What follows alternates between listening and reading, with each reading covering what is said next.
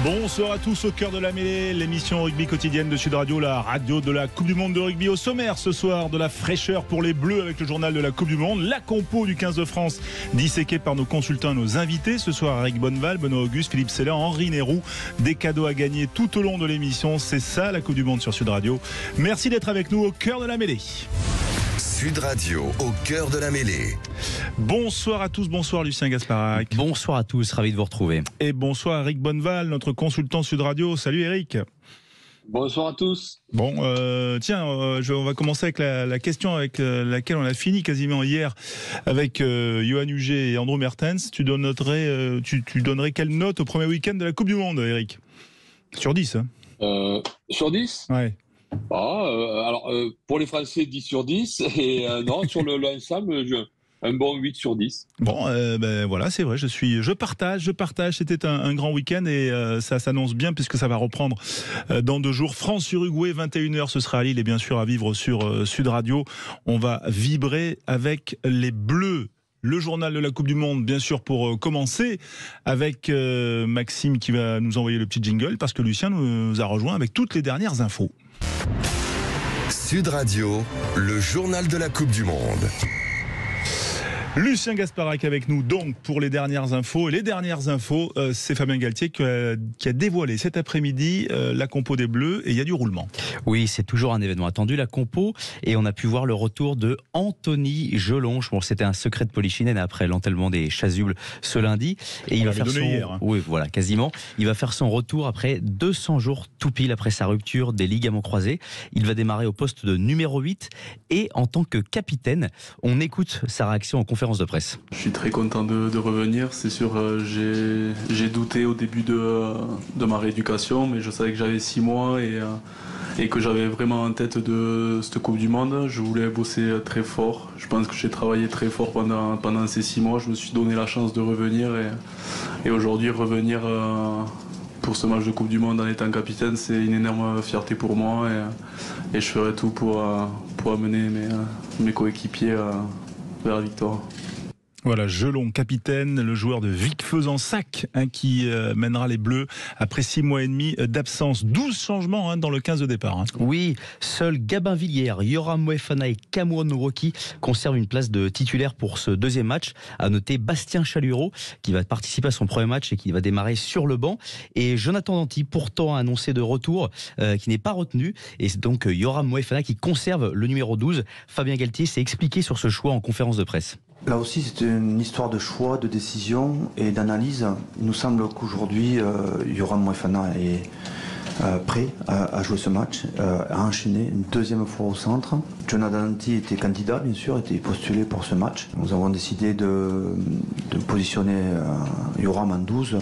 Jonathan Danty a déjà joué 3 matchs affilés. Donc, dans l'équilibre, dans la volonté aussi d'homogénéité, la décision de Yoram nous semble plus cohérente pour jouer l'Uruguay. Et Louis Bielbarré qui devient le plus jeune joueur de l'histoire du 15 de France à disputer une Coupe du Monde.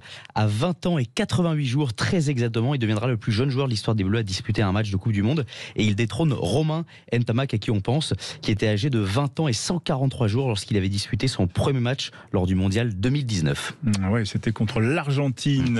Les organisateurs de la Coupe du Monde qui ont tranché pour les hymnes chantés par les enfants, mais en canon, ça va changer. Oui, ça avait provoqué un tollé sur ce premier week-end de Coupe du Monde, la gestion des hymnes, et ils ont rapidement fait un choix. World Rugby, ils vont proposer aux fédérations soit de garder le chant des enfants avec quelques réaménagements pour donner du rythme, soit une version classique avec les hymnes chantés a cappella ou par la garde.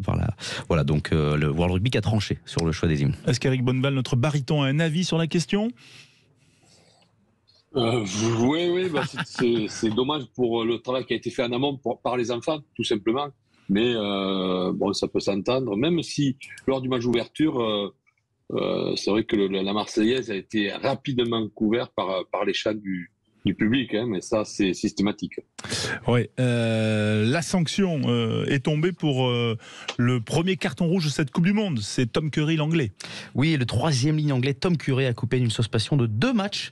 C'est World Rugby qui l'a annoncé également. Le 3e ligne britannique manquera donc le match contre le Japon dimanche et contre le Chili. Il a la possibilité de faire appel à cette sanction. Ouais, vous feriez appel, vous, si vous étiez dans le staff des Anglais? Ça fait quand même beaucoup d'hypothèses, Eric, mais imaginons. Appel, non, mais nécessairement sur ce qu'on voit sur l'écran, on comprend qu'il faut que les joueurs baissent la ligne de mire pour plus avoir ces chocs, mais là il y a quand même un côté très accidentel là, sur ce choc. Ouais. Je suis d'accord. Effectivement, donc peut-être qu'il a intérêt à faire appel si on vous suit, mais bon, ça on va dire qu'il y a aussi plein de barèmes et de critères, voilà, il faudrait pas en prendre un de plus non plus et se mettre à dos toute la commission de discipline qui statue sur un sujet qui est un sujet brûlant quand même, que la sécurité des joueurs. Eric Bonneval, on va se retrouver dans un instant, bien sûr parler plus longuement de la compo, je ne vais pas faire réagir tout de suite, voilà, on digère l'information et on revient. Puis avec nous également Benoît Auguste qui sera avec nous, le directeur sportif de Dax et ancien joueur du Biarritz Olympique. Restez bien avec nous sur Sud Radio, c'est au cœur de la mêlée. 20h11 sur Sud Radio, merci d'être avec nous si vous nous rejoignez. Au cœur de la mêlée, le magazine quotidien pour parler de la Coupe du Monde. La Coupe du Monde, c'est sur Sud Radio bien sûr, et vous le vivrez ce week-end au cœur des supporters. Ce sera à Toulouse, à Castelnaudary, à Narbonne. Bref, vous allez vibrer avec nous et nous allons vibrer avec vous sur le terrain et toute l'équipe de Sud Radio. L'équipe ce soir est complétée par un soutien de choix. Il y a bien sûr Eric Bonneval et puis de poids même, je dirais, parce que Benoît Auguste nous rejoint, ancien talonneur de Biarritz, multi-titré. Combien vous avez de Brennus, Benoît? Bonsoir. 4, 5? 4, oui, déjà, c'est pas mal. Ouais, c'est pas mal, surtout avec des clubs différents, hein, je crois quand même. C'est ça, 4 d'affilée, surtout avec des clubs différents, tout voilà. à fait. Ouais, ce qui est assez rare quand même. Et on a aussi Eric Bonneval qui a marqué des essais dans tous les matchs du tournoi des 5 nations à l'époque et qui a disputé la première Coupe du Monde. Bref, on est bien doté côté consultant. Donc pour disséquer cette compo, Eric, qu'est-ce que tu penses toi de cette rotation massive?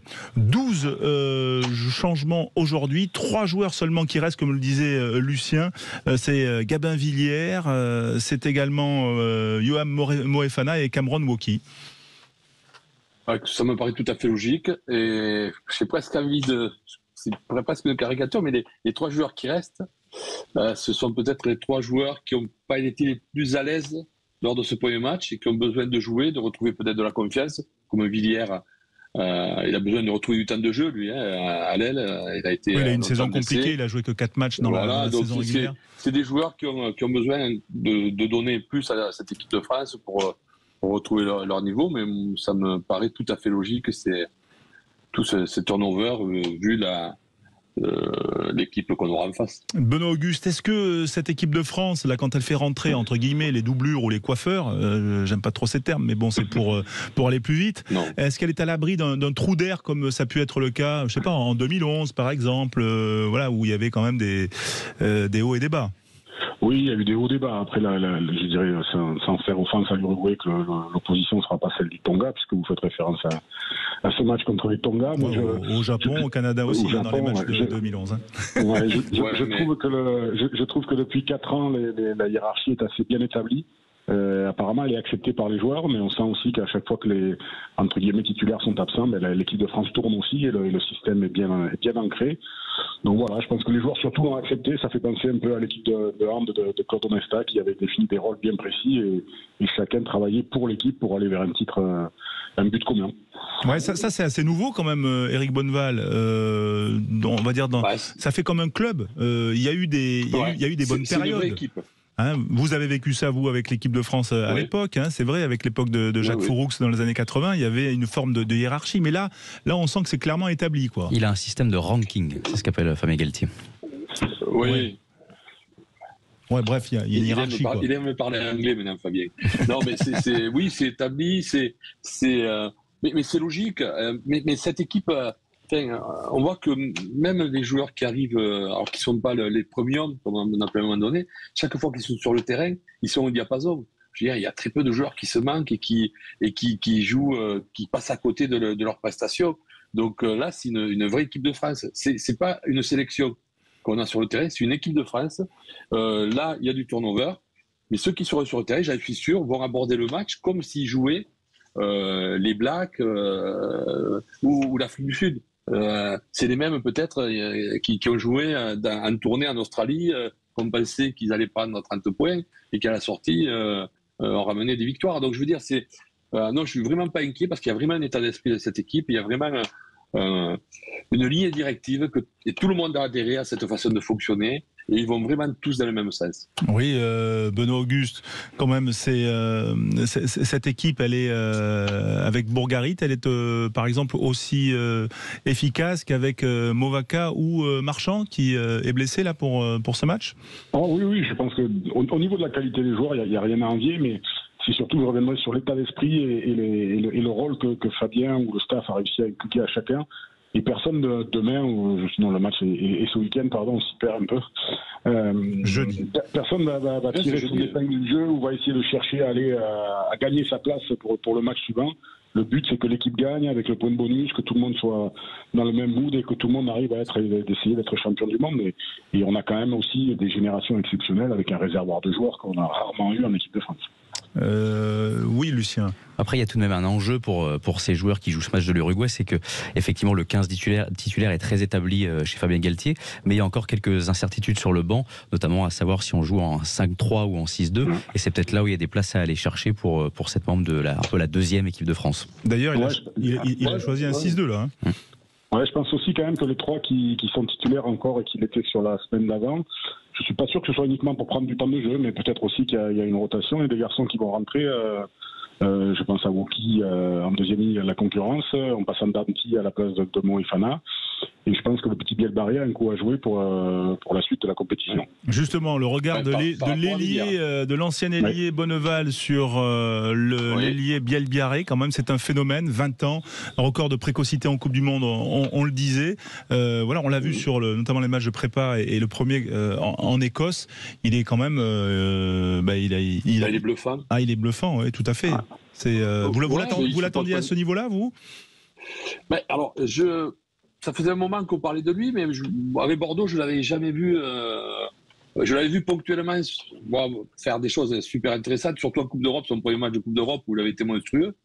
On ne savait pas d'où il sortait. Il avait traversé le terrain. Je crois qu'il avait marqué 2 essais ou 3. Je commentais le match. Mais ce qui est sûr, c'est que là, il a passé un cap. Et puis, il joue avec ses qualités sans se prendre la tête. Et puis, il a une arme qui est primordiale à ce jeu, pour moi. C'est la vitesse, surtout quand vous êtes derrière. Et c'est flagrant. Et je pense qu'il a un coup à jouer parce que je le redis, un joueur comme Villiers n'a pas encore retrouvé toute sa plénitude. On sent qu'il a passé plus d'1 an entre des blessures, à revenir, à repartir. Et Biel Barré, ça peut être un client. Alors après, c'est un match aussi, entre guillemets, pour lui. Oui. Pour jouer l'Uruguay, il devrait y avoir des espaces dans tous les sens. Je pense qu'il y a des joueurs qui peuvent se gaver là, sur ce match. Si c'est sérieux devant, derrière, vous pouvez vous gaver. On va parler de l'Uruguay dans un instant avec la suite de nos invités, bien sûr. Mais restons quand même sur le 15 de France. Benoît Auguste, Anthony Gelon qui revient, capitaine. Ça c'est quand même sympa pour l'effort qu'il a fait, pour ce qu'il représente aussi dans le groupe. Je ne sais pas si vous avez eu les croisés. Souvent, quand on a joué au rugby, on a eu les croisés. Eric Bonneval les a eu. Voilà. Moi, je l'ai vu la première Coupe du Monde. Voilà, vous le sentez bien ce retour? Alors moi pour la petite histoire, je m'étais cassé les croisés en même temps que Thomas Domingo et on avait repris le même match l'un contre l'autre 6 mois jour pour jour après aussi. Ah d'accord. Donc c'est vrai que et vous n'aviez pas rechuté quelques temps après. Donc, alors Thomas avait rechuté sur le même match, mais moi non. Donc je ne veux pas porter le poids à Anthony Gelon, mais on a vu quand même tous les efforts qu'il a fait et comment il a été sérieux et revenir. Et maintenant, avec tous les contrôles qu'il y a, avec toutes les mesures qu'on prend au niveau médical, je pense que s'il joue et qu'il est capitaine, c'est qu'il est à 100% et c'est une très bonne nouvelle pour le 15 de France. Ça, c'est sûr. Est-ce que c'est pas trop tôt? Comment vous le sentez, vous, Eric? Vous partagez pour moi, alors si je me place en tant que joueur, c'est pas tôt. Je l'ai vécu, j'ai fait pareil. Moi, je m'étais fait opérer avec un dacron pour aller plus vite. Donc, opéré à mi-juillet et en novembre, je rejouais. Bon. Maintenant, si je me place derrière l'ancien joueur qui a les genoux qui ont 85 ans maintenant, au lieu d'en avoir à mon âge, parce que je suis loin d'avoir 85 ans, voilà, j'aurais envie de lui dire, Anthony, c'était pas une semaine près. Mais bon, quand on est joueur, c'est pas assez rapide. Après, il a besoin de rythme. Après, c'est un phénomène. Hein. Ouais. C'est un phénomène quand même, parce que c'est pas rejouer, c'est pas reprendre un entraînement, c'est pas être bon à un match de top 14. C'est un match international. Alors certes, c'est Uruguay, mais capitaine, je veux dire, ça veut dire que Fabien, il le balance pas là comme ça. Ça veut dire qu'il a retrouvé une certaine plénitude. On va le voir sur le terrain. Et puis voilà. Puis même si c'est précoce, voilà, il faut croiser les doigts, espérons que tout ira bien pour le joueur avant tout. Oui, on mise bien sûr, on est heureux de voir Anthony Gelon revenir quand même 200 jours après sa rupture de ligament croisé. Eh bien, il a travaillé et il est récompensé. Il sera capitaine de cette équipe de France, voilà, avec une charnière Lucu Astoy qui avait œuvré face aux Fidji dans les matchs de préparation. Allez, on va se retrouver dans un instant. Vous pouvez nous appeler au 0826 300 300. On va parler des Uruguayens dans un instant avec toujours Benoît Auguste et Eric Bonneval. Et puis d'autres invités. Philippe Sella sera là à partir de 20h30 depuis Agen, bien sûr. Et puis n'oubliez pas, 0826 300 300 avec Au cœur de la mêlée. Sud Radio. Avec vous les auditeurs Sud Radio, bien sûr, parce qu'on a des cadeaux à vous faire gagner. Et ce soir, c'est Nicolas de Toulouse qui est avec nous, qui a appelé au 0826 300 300. Je vous avais sollicité. Eh bien, vous allez être récompensé. Bonsoir Nicolas. Oui, bonjour François. Merci d'être avec nous en direct. Vous êtes quoi, Toulousain ? Oui, Toulousain. Ouais. Près de Toulouse, pas exactement à Toulouse centre, mais à la campagne. Super. Vous jouez au rugby peut-être ? J'ai eu joué, là. Je suis un peu trop vieux maintenant, et j'ai joué pendant une bonne quinzaine d'années quand j'étais plus jeune. Bon, comment vous les sentez ces Bleus face à l'Uruguay jeudi ? Je les sens très bien, ils me font plaisir, vraiment là, c'est beau à voir, là. Autant en défense qu'en attaque, là, c'est technique, ça fait du bien. Je retombe en enfance, là, vraiment. Bon, donc vous les sentez bien pour jeudi, un prono peut-être pour jeudi, France-Uruguay à Lille ? Je pense qu'ils vont gagner, on va dire peut-être de 10 points. Ils vont la mettre 10 points, je pense. À 10 points, vous y allez tranquille. On va vous faire gagner, on va vous remercier, vous faire gagner un livre. Eric n'est pas d'accord. Vous voyez quoi, Eric ? Vous plutôt un plus 40 ? Ah oui, facile. D'accord, ok. On verra. Si Nicolas a raison, on rappellera Nicolas, bien sûr, dans le magazine Au cœur de la mêlée. On prend les paris. Allez, on prend les paris.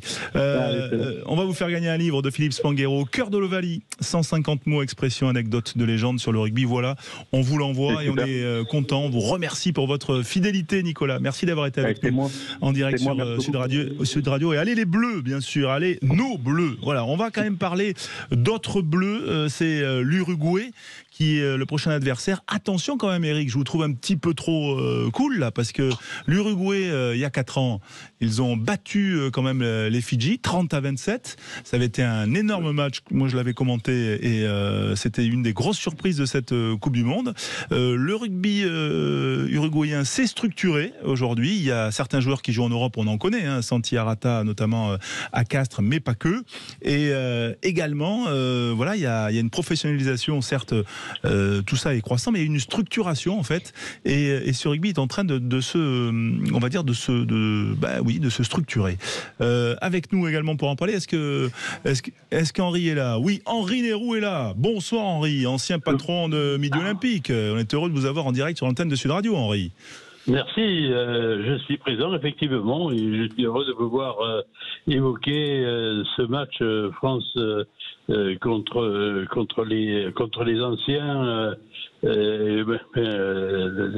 ceux qui ont été extraordinaires lorsqu'ils ont dû combattre. Ah oui.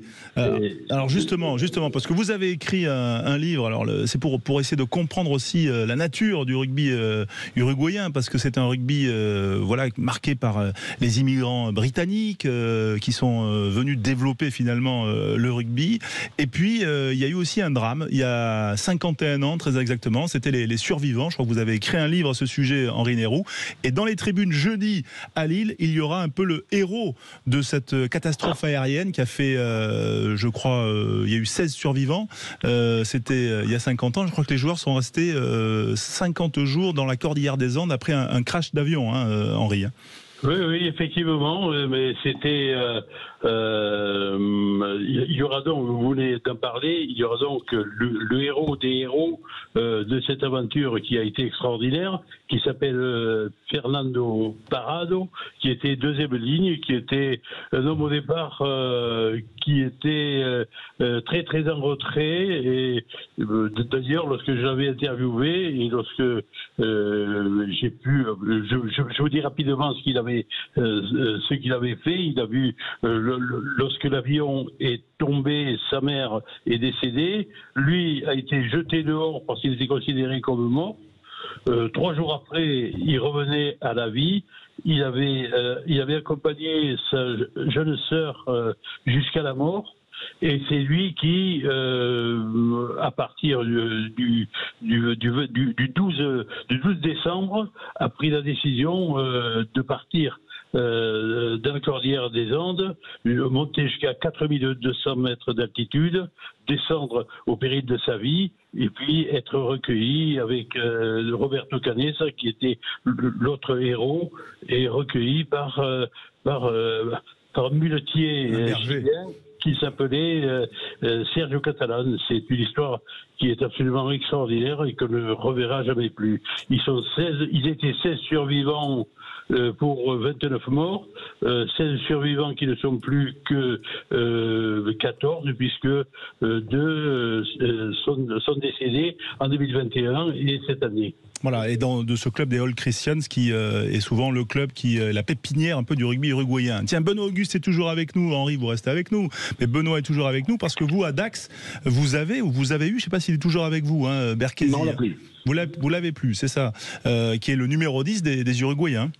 Tout à fait, oui, un joueur avec qui est vraiment, je dirais, le joueur uruguayen type avec un caractère et un mental à toute épreuve, la grinta, comme on dit aussi, qui avait été un des artisans, je me souviens de cette belle Coupe du Monde au Japon avec l'Uruguay, avec son compère au match à la mêlée. C'est vrai que c'est des joueurs qui lâcheront rien, mais je pense quand même que sur la préparation physique, les Bleus prendront quand même le dessus.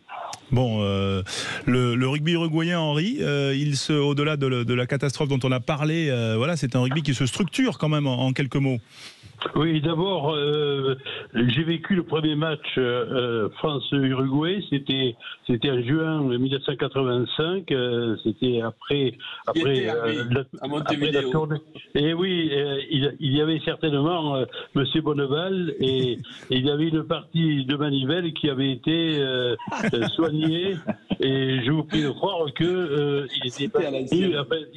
il n'était pas en victime expiatoire. Bien sûr, les Français avaient rendu la monnaie de la pièce, mais ça avait été très, très violent. Ça avait fait quoi le score, Eric, 85 ? Je ne m'en souviens pas, mais il faut préciser que ce match, on l'avait joué le lendemain, quand on explique, le lendemain du test. Le samedi, il y avait eu test match. Ah oui. Donc, banquet, soirée. On partait le lundi, et le dimanche, on nous a inventé un match à Montevideo. Et donc, il y avait des joueurs qui ont doublé. D'accord. Mais qui avaient triplé parce que la nuit avait été courte. Donc, on avait été un peu surpris au départ. Donc, devant, ils avaient réglé le problème. C'est vrai que c'était tombé. Il a dû finir 4-3 comme ça. Oui, non, ils avaient pris cher après. Alors, j'avais joué sur ce match. Voilà, vous aviez marqué, Eric ? Non, je ne sais plus, je ne sais rien, mais il me semble, mais je peux me tromper. Voilà, mais oui, j'ai pas trop de choses. Je me souviens que c'était le lendemain. Voilà, sachant que. Voilà, bon, ok, l'Uruguay. Bon, Henri, un petit prono pour demain. On ne comptait pas ces matchs. Henri Nayrou, avec cette belle anecdote sur 85, le score, le pronostic pour France-Uruguay. Plus combien pour les Français ? Ouais, non, je donne jamais de chiffres parce qu'on se fourvoie complètement. Mais bon, je pense que même avec l'équipe qui n'est pas l'équipe première comme vendredi dernier, je pense que la France devrait quand même passer. Mais comme cela vient d'être dit, ces jeunes-là sont très très pugnaces. Et le meilleur de tous, je pense, c'est bien Santiago Arata. À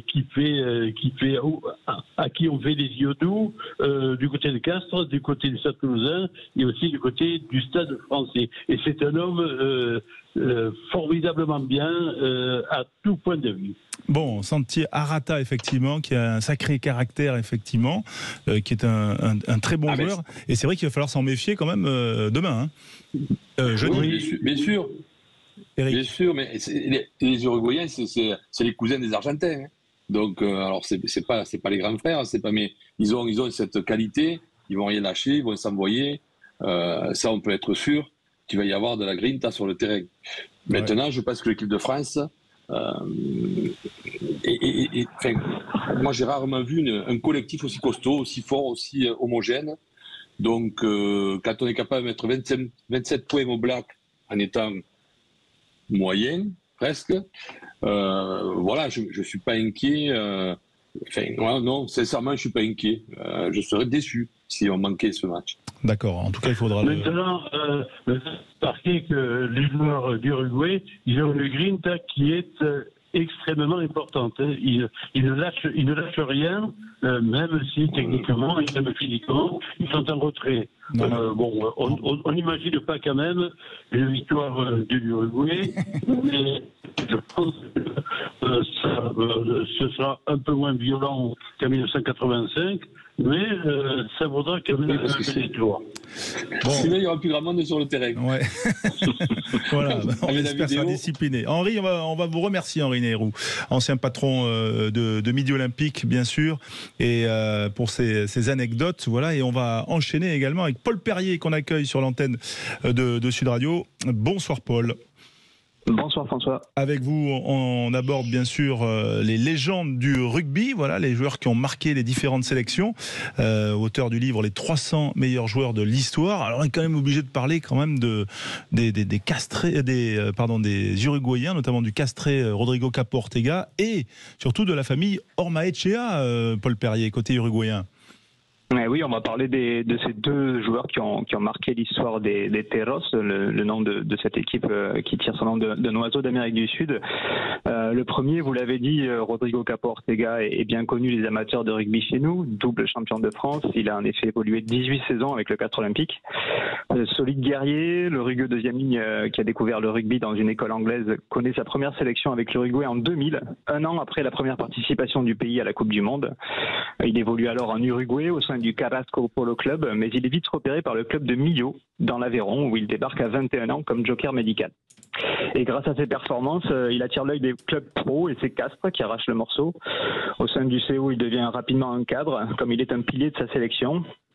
Capable d'évoluer également en numéro 8, il a disputé la Coupe du Monde 2003, signant une victoire sur la Géorgie avant de sortir de sa retraite en 2018 pour aider les Teros à se qualifier pour le mondial au Japon. Mais il n'est pas allé au Japon, hein.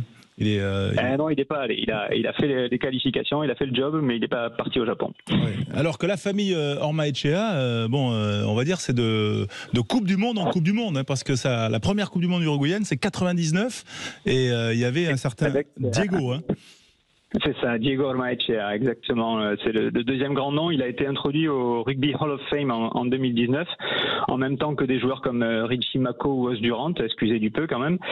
Et Diego Ormaechea, c'était un troisième ligne centre qui a porté les couleurs des Teros, donc de 79 à 99, 20 ans de carrière, qui ont fait de lui une véritable icône du rugby en Uruguay.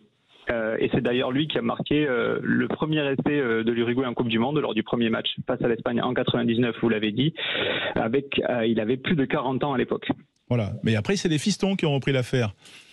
Et c'est les fistons qui ont repris l'affaire, effectivement, Juan Diego et Agustín, qui ont tous deux été internationaux. Ce dernier, il est d'ailleurs dans le groupe des Teros pour la Coupe du Monde en France, histoire de boucler la boucle. Voilà, il avait inscrit un essai, il y en avait un des fils qui avait inscrit un essai contre les Fidjiens. Sur les Fidji lors de la victoire en 2003. Ouais. En 2019, pardon, 2019. Au Japon. Peut-être une réaction de Benoît Auguste, s'il est toujours là, et on va te libérer, Benoît, mais tu les connais, c'est Ormaechea, effectivement. Voilà, ils incarnent aussi cet esprit uruguayen. Hein. Ah oui, complètement. C'est des joueurs de caractère et c'est aussi toute une diaspora avec un mélange aussi basque. Donc c'est vrai que ça porte sur le caractère. Il y a eu aussi des joueurs comme Pablo Lemoine qui ont évolué au Stade Français, qui sont double champion de France, qui était aussi un pilier massif. Donc il va falloir quand même être fort sur les bases avant d'essayer de faire craquer cette équipe dès jeudi. Eh ben on l'espère en tout cas. Le Chili. Qui est d'ailleurs entraîneur du Chili, Tout à fait, et qui était entraîneur jusqu'en 2012 ou 2015 de l'Uruguay. J'ai un petit trou, mais voilà, mais qui a été, on va dire, un des premiers joueurs professionnels avec Capo Ortega à venir en Europe. Lui est passé par Bristol, puis le Stade Français. Merci Paul Perrier d'avoir été avec nous en direct sur Sud Radio pour évoquer les légendes, et on vous retrouve bien sûr dès qu'on va en savoir plus sur certains joueurs qui ont marqué l'histoire de cette Coupe du Monde. Voilà, on est toujours au cœur de la mêlée. 20h37 sur Sud Radio. Bien sûr, vous appelez au 0826 300 300 pour jouer, parce qu'on va jouer vers 20h50 au Qui je suis. J'ai hâte. Donc, oui, Qui je suis, le jeu qui vous fait gagner un ballon Gilbert quand même Sud Radio. C'est pas rien, bien sûr. Et puis, on va parler du 15 militaire dans un instant. Mais avant cela, puisqu'on parlait des légendes, il y en a une qui est avec nous en direct d'Agen. C'est Philippe Sella. Depuis le stade Armandie. Philippe, salut, il y a Agen-Nevers ce soir en Pro D2, mais Philippe est là pour bien sûr nous faire partager sa passion, peut-être avoir ton regard un peu sur cette équipe de France, juste en quelques mots, qui va affronter l'Uruguay. Voilà, ça va être une formalité selon toi? Oui, bonsoir tout le monde. Oui, j'adore cette équipe de France. Je suis comme un petit peu tous les Français là. Je suis un grand supporter des tricolores avec ce très bon départ de la Coupe du Monde contre les All Blacks. En fait, on ne doit pas parler de formalité, on doit parler de match où il va y avoir des changements, où chaque joueur doit avoir son emprise afin qu'un collectif puisse jouer le mieux possible cette rencontre. Et donc, c'est un match important pour tous ceux qui seront sur le terrain. Et évidemment que il y a normalement une différence par rapport justement au classement mondial, mais aussi aux différentes compétitions qui sont jouées. Donc, mais pour faire un bon match, il faut se préparer toujours de la même manière, le plus sérieusement possible, sans se prendre au sérieux et garder bien les pieds sur terre. Et vous savez de quoi vous parlez, 111 sélections, Philippe, c'est là. Donc 30 essais. Tiens, Damien Penaud vous a rejoint, Philippe, au palmarès. Oui. Voilà. Mais vous savez, moi, j'ai pas le record des essais. C'est en France, il me semble Serge Blanco. Mais c'est vrai que Damien Penaud, c'est un céréal, comme on dit, marqueur. et donc, en tant que trois carrel, il a des courses chaloupées et très très rapides. Et c'est quelqu'un de très disponible dans une équipe. Et donc, de cette disponibilité, il se donne les moyens d'être là où il faut au bon moment. Bon, vous êtes là où il faut au bon moment, parce que vous allez voir Agen-Nevers. Voilà, tiens, je suis avec Eric Bonneval. Vous savez qu'on était avec Eric Bonneval sur Sud Radio. Là, voilà, vous pouvez lui adresser un mot, votre ancien coéquipier quand même en équipe de France. Philippe. Mais salut Eric. Juste quand même, on voulait faire un clin d'œil à un événement qui a touché les jeunes, qui était une Coupe du Monde, on va dire scolaire ou quoi, des collégiens. Oui, de l'héritage, la Coupe du Monde de l'héritage. Ouais. Voilà, je sais que Philippe, ça vous tient à cœur. Je vous laisse quelques secondes pour en parler avant que vous puissiez rejoindre vos obligations à Agen, oui, à Armandie. Dites-nous tout et quelle était la nature de cet événement et qu'est-ce qu'on doit en retenir oui. Voilà. On a connu avec Eric la première Coupe du Monde des seniors. Et là, à Pont-le-Voix, dans le Loir-et-Cher, il y a eu la première Coupe du Monde de l'héritage, donc de U14 et 15 ans, garçons et filles. Ça a été organisé donc par un collège de Pont-le-Voix avec François Roche-Bayard.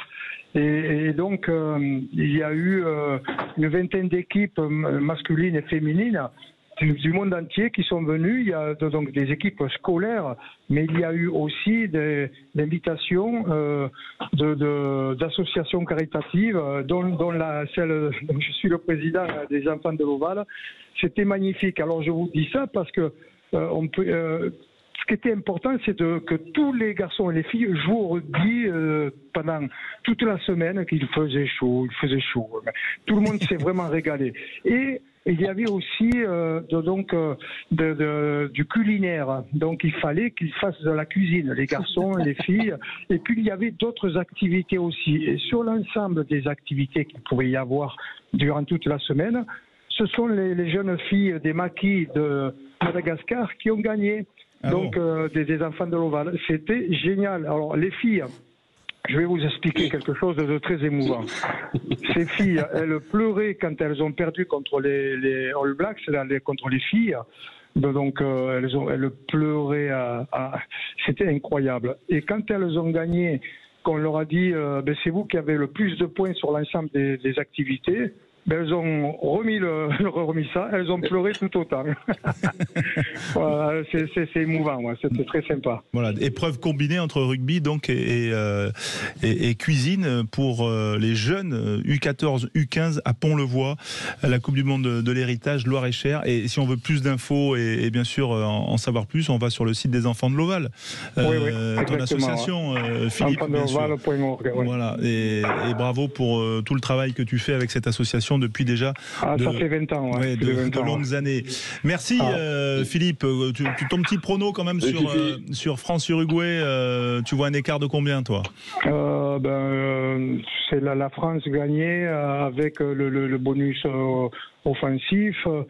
Je pense voir entre 50 et 60 points. Après, que l'Uruguay marque des points aussi.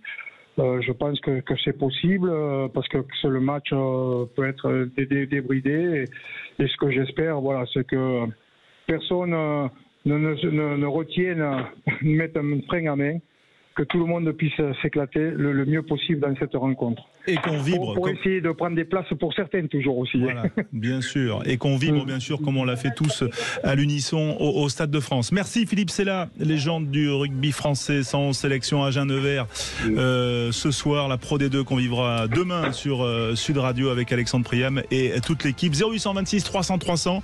Vous jouez avec nous le Qui je suis dans un instant. Et puis on parlera également du 15 de France militaire, qui a été sacré champion du monde. A tout de suite sur Sud Radio au cœur de la mêlée. Des cadeaux, de l'info et un peu d'évasion. Voilà ce que l'on vous propose pour ces dernières minutes au cœur du rugby avec Eric Bonneval, toujours notre consultant Sud Radio. Et puis aussi l'envie de voyager. Tiens, allons en Amérique du Sud. Sud Radio, au cœur de la mêlée. Reinach has options left and right. Willemse, it's Mapimpi on the outside. Maccazolle Mapimpi. Oh, ya se que trae Carleto. Ha terminado este mundial de manera fenomenal. Trae de los Pumas. Lucien Gasparac, vous avez voyagé, envie d'aller au Chili, trouver une jeune femme qui vit au Chili et qui parle rugby. Oui, Flore qui habite Santiago et qui peut nous parler du rugby et du sport au Chili. Bonjour Flore. Bonjour Lucien, bonjour François. Bonsoir et merci d'être avec nous. Enfin, bonjour pour vous. 6 heures de décalage avec vous? 5 heures, récemment, on a changé d'heure maintenant. Donc 5 heures Santiago. Le rugby, bien sûr, qui a une place bien inférieure au foot, un peu comme en Uruguay. Voilà. Comment est vécu les débuts du Chili à la Coupe du Monde de rugby? Bien. On a la chance que ce soit à la période de Fiestas Patrias, donc du 14 juillet chez nous. Donc c'est un bon moment pour le Chili, pour être ça permet des réunions, de voir les matchs en famille, etc. Donc c'est intéressant. C'est vrai que c'est pas comme le foot. Combien de clubs et combien de licenciés au Chili? Bonne question. J'avoue que j'ai pas l'information, mais en tout cas le rugby féminin est aussi très présent. Moi, j'ai pas mal de connaissances de moi qui en font, les femmes. Donc voilà. Bon, certains clubs, je sais qu'il y en a un qui s'appelle le Stade Français, si la mémoire, oui, le Stade Français à Santiago. Voilà, ça ça fait partie des particularités aussi et de l'influence des expatriés qui sont souvent venus s'installer en Amérique du Sud. Est-ce qu'il y a une affition particulière? Est-ce qu'il y a des bars où vous allez, où il y a une communauté qui se retrouve? Tiens, comment vous vivez par exemple France-Uruguay au Chili? Comme vous l'avez dit, il y a beaucoup de clubs privés, en fait, français, allemands, principalement européens. Et donc là-dessus, il va y avoir club privé de sport. Et donc, il va y avoir notamment le rugby parmi tous les sports qui sont proposés. Qu'est-ce qu'on fait? On se retrouve entre Français, entre étrangers, dans des bars plutôt Irish pub. Ça, c'est assez fréquent. Dans le monde entier, je pense que les Irish pubs sont les premiers sur lesquels les personnes ont envie d'aller. C'est une super ambiance. Donc il y a ça aussi. Et il y a une communauté française qui est assez importante quand même au Chili. Donc voilà, c'est dans ce moment-là qu'on se retrouve tous ensemble pour profiter. On vous souhaite en tout cas une bonne après-midi alors, puisque demain ça sera, jeudi ça sera l'après-midi pour ce France-Uruguay depuis le Chili, de l'autre côté de la planète. Merci Fleur d'avoir été en direct avec nous sur Sud Radio Au cœur de la mêlée. Au cœur de la mêlée qui continue, parce que on voulait revenir, Eric, vous en avez parlé de cette Coupe du Monde militaire, voilà, avec la victoire des Français. Vous l'avez suivi, c'est un bon signe, ça, Eric Bonneval. C'est un bon signe, c'est un véritable exploit des militaires français qui se sont imposés face aux Fidji, des Fidjiens qui étaient double détenteurs du trophée. Donc, ils avaient gagné 2 fois d'affilée cette Coupe du Monde. C'était tellement un objectif pour eux qu'ils ont très mal vécu, à tel point qu'ils ont failli ne pas venir à la remise des trophées le soir, pour tout vous dire. Justement, on va essayer d'en savoir plus. Le Fidjien peut être mauvais perdant. On va essayer d'en savoir plus avec l'homme du match côté français, et c'est le numéro 10, Romain Lombard, qui est avec nous en direct sur Sud Radio. Bonsoir Romain. Bonsoir tout le monde. Merci d'être avec nous. Alors oui, vous êtes champion du monde, ça y est. Ouais, ça y est, c'est fait là, depuis 2 jours maintenant. Ouais, et vous l'avez... Objectif réussi. Ouais, c'est pour ça qu'on ne vous a pas téléphoné avant, parce qu'on voulait être sûr que vous étiez bien reposé. Ouais, ça commence là, ça va un peu mieux aujourd'hui. Bon. Vous avez fait la fête? On a bien fêté ça dimanche soir, ouais. C'était à Vannes, on est d'accord, hein? C'était à Vannes, ouais. Bon. Et Romain, dans quel corps d'armée vous êtes? Alors moi je suis de la Marine nationale. D'accord. C'était effectivement un gros morceau, les Fidjiens. Et les Fidjiens n'ont pas été très bons joueurs, c'est ça? Ils ne sont pas venus à la réception, comme le disait Eric? Oui, ils ont mis un petit peu de temps à venir. Ouais, je pense qu'ils pensaient, on dit jamais 203, ils pensaient, je pense, avoir le titre encore une année de plus. Et puis on les a coiffés cette année à domicile, donc ils avaient peut-être un peu mauvaise déjà sur le terrain. C'était pas très très sympa. Ça a été dur. Ouais, c'était un petit peu compliqué, mais bon, non. Combien de spectateurs à Vannes, à la Rabine? Il me semble qu'il y avait 9000 personnes. À 9000 personnes, c'était. Ouais. Voilà. Vous jouez à quel niveau, vous, Romain, en dehors de vos obligations militaires? Je joue en Fédéral 1. D'accord. Dans quel club? À Nuit-Saint-Georges, en Bourgogne. D'accord. Et le niveau à peu près de cette équipe de France militaire, vous le situez où? Je dirais un peu plus haut. Je dirais que c'était sur ce match-là. Je dirais que j'ai pas joué en National ou National 2, mais c'était au-dessus de la Fédérale 1 en tout cas. D'accord. C'était donc un bon niveau, ce qui équivaut à peu près au 3e ou 4e échelon français, par rapport au top 14 pour ceux qui nous écoutent. Eric Bonneval, peut-être une question pour Romain Lombard. Mais c'était juste qu'il fallait ce niveau pour battre les Fidjiens qui, eux, font partie d'un process sur leur île où ce sont les seconds couteaux de ceux qu'on voit dans notre top 14. Ah oui, c'est comme une pépinière pour la grande équipe. Ouais. D'accord. Et la pépinière piquée sur le terrain. D'accord. Exactement, ouais. Donc une préparation physique ensemble en plus. Est-ce que vous avez vu quelques pépites à importer, quelques pépites fidjiennes qu'on va voir apparaître peut-être dans certains clubs? Alors je sais pas, parce que c'est vrai qu'on n'était pas focus là-dessus, mais c'est vrai qu'ils avaient vraiment des joueurs de qualité sur toutes les lignes. Donc ça m'étonnerait pas qu'on puisse en revoir dans les championnats français sur les prochaines années. Bon, c'est la première fois que l'équipe de France militaire remporte la Coupe du Monde militaire? C'est la première fois, c'est la 4e édition. Les Anglais avaient gagné la première, les Fidjiens la deuxième et la troisième, et puis et nous cette année. Bon, ben on vous félicite en tout cas. Petit pronostic demain, jeudi, France-Uruguay. 49-18.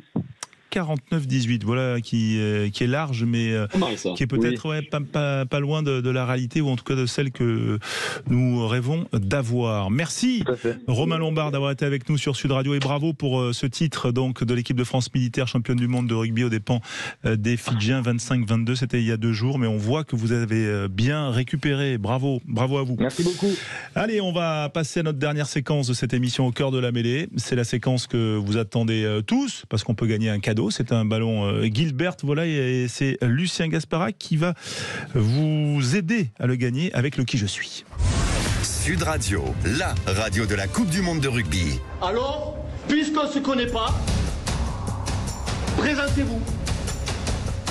Présentez-vous. Les gars, qui je suis? C'est moi.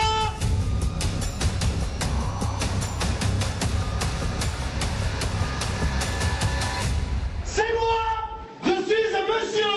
Ça, c'est se présenter!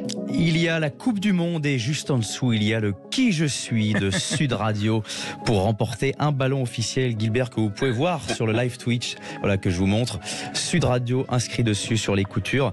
La règle est très simple. Je vais donner des indices pour trouver un joueur. Le premier qui trouve a gagné. Une règle, il faut bien donner son prénom à, et un auditeur qui s'immisce déjà dans le jeu, qui est sûrement impatient de jouer. Il faut donner son prénom avant de donner le nom du joueur que l'on pense avoir trouvé, et c'est le premier à atteindre 3 points qui gagne. On est avec William de Brive. Bonjour William. Oui, bonsoir à tous. Tout va bien en cette veille de Pro D2? Ouais, tout va bien. Merci pour ce discours de Gabriel Selva là. Juste avant le jeu, qui était un magnifique moment de rugby. Et il y a bien sûr le deuxième candidat qui est là. Et c'est les Martial. C'est les lois du direct. Le deuxième candidat n'est pas là, mais il n'est pas là. Ah. Il est là. Il est là finalement. Martial, vous êtes là, Martial? Il est là dans toute la splendeur. Magnifique. Mais il se fait attendre. Il met la pression sur son adversaire. Bien joué, Martial. Il laisse rentrer William sur le terrain d'abord. C'est une technique bien connue. Alors Martial, est-ce que vous avez entendu les consignes?